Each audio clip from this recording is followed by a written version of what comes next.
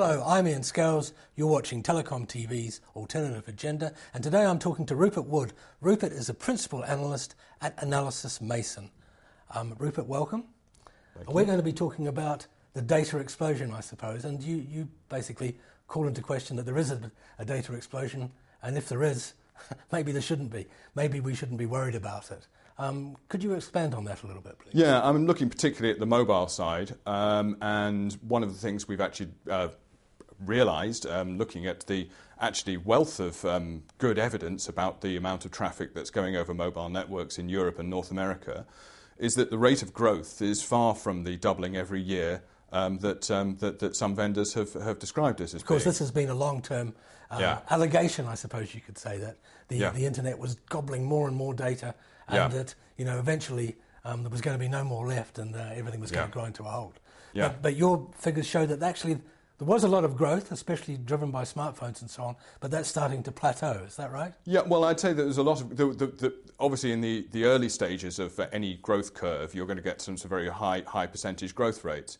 But in fact, most of the original growth in mobile data traffic was driven by laptops. Now, there is a sort of growth in smartphones coming through at the moment, but we think that, with penetration of smartphones in many Western countries being around about 50%, we can't expect to continue to see that kind of growth in traffic that was driven by the first 50%. Yes. But really, the biggest slowdown in all of this, and really we're thinking that in Europe in 2011 over 2010, the growth rate was about 60%, and that seems to be sort of validated by lots and lots of regulatory numbers.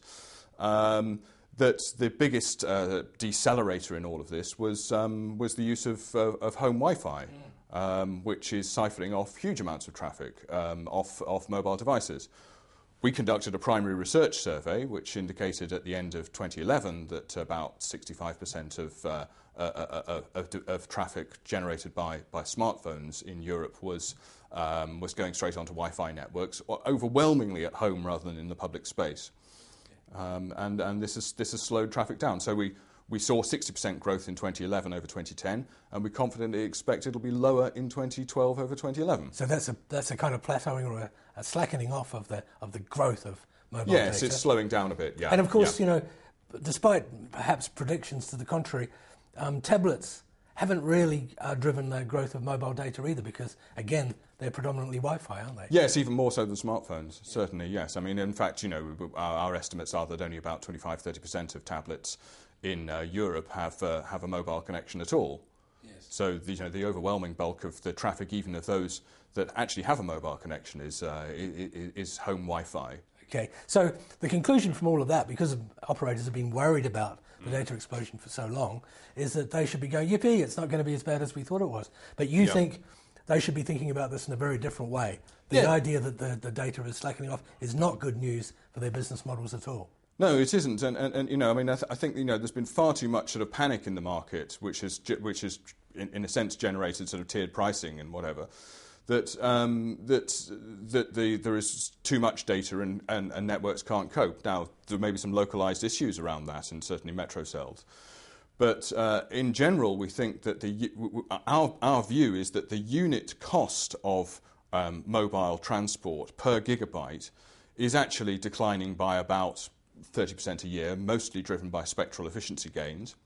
And would it also be by LTE and by other ways of engineering the network, perhaps? Yes, I mean there are other aspects as well as spectral efficiency. Spectral efficiency has been the greatest driver up to now, but then there'll be other things about spectral utilisation in the future which will drive that. Small cells?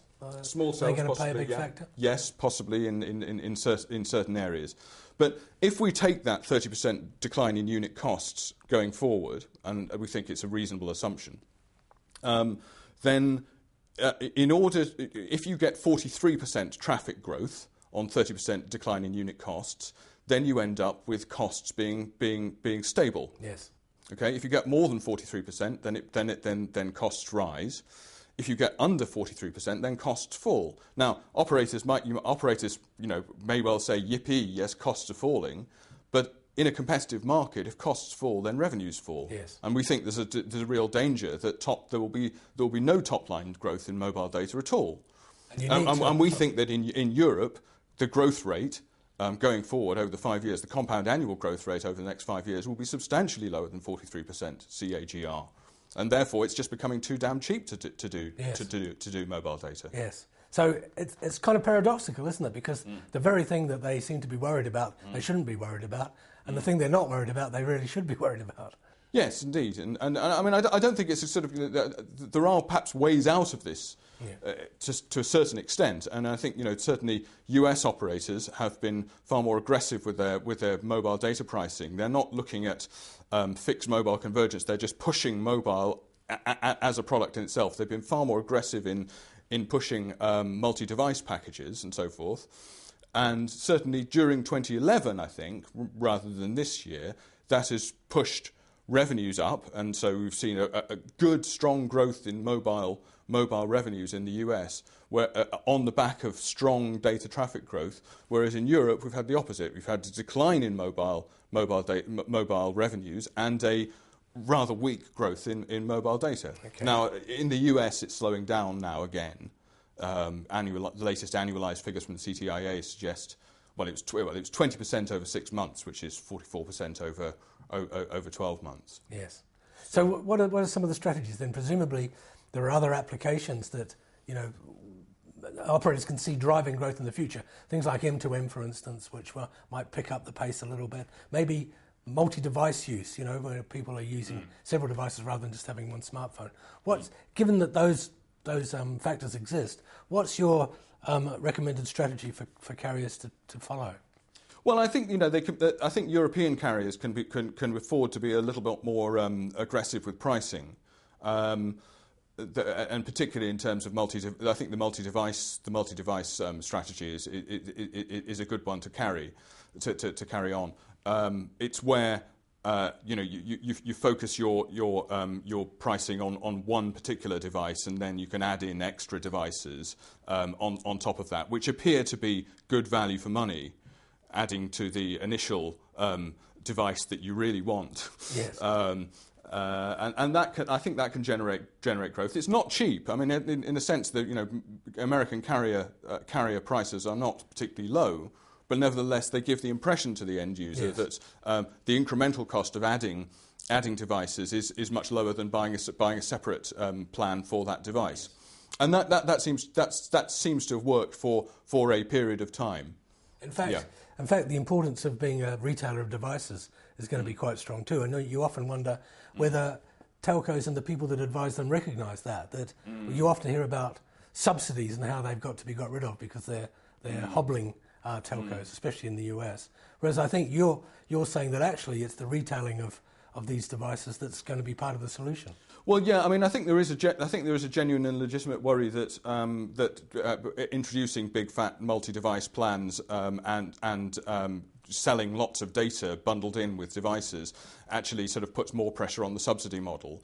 Having said that, most mobile operator EBITDA margins are pretty strong, and it actually wasn't the case that EBITDA margins in the US market actually fell on the back of that revenue growth that they experienced over the last 18 months or so.